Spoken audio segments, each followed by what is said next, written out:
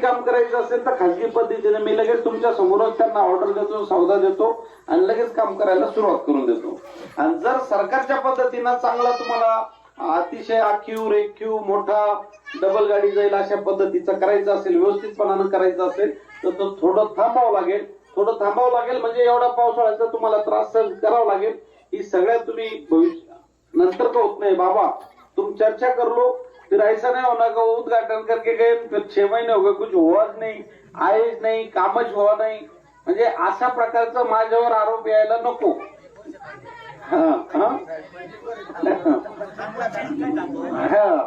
मग त्या दिवशी त्यांनी हे सगळ्यांनी सांगितलं की म्हणे भाऊ एवढा वेळ गेलेला आहे, जाऊ द्या, आपण थोडं थांबून तो रस्त्याचं पुलाचं काम आपण या ठिकाणी चांगलं व्यवस्थित